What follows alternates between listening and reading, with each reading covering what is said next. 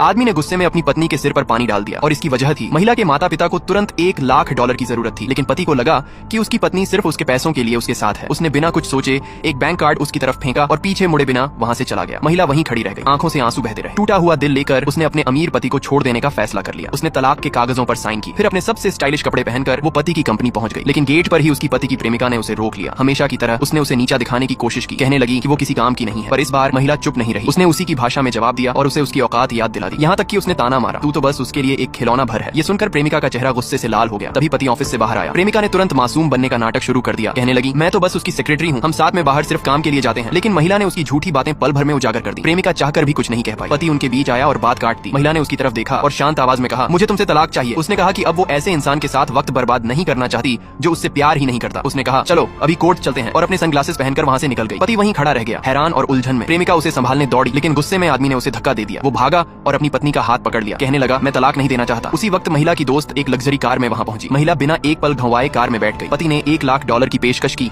लेकिन अब वो उसकी ठंडेपन और धोखे से तंग आ चुकी थी। उसे अच्छी तरह पता था कि उसके और प्रेमिका के बीच क्या चल रहा है। कभी उसने दोनों को ऑफिस में करीब आते देखा था, पर तब वो डर के मारे कुछ नहीं बोली थी। अब जाकर आदमी को एहसास हुआ कि उसने उसे कितना गहराई से दुख पहुंचाया है, लेकिन तब तक बहुत देर हो चुकी थी। महिला अब अपने फैसले पर अडिग थी, वो तलाक लेकर ही रहेगी। उसी पल प्रेमिका बाहर आई और आदमी से बोली, उसे भूल जाओ, मैं हमेशा तुम्हारे साथ रहूंगी। लेकिन अगले ही सेकंड आदमी ने उसे वही नौकरी से निकाल दिया और उसके साथ सारे रिश्ते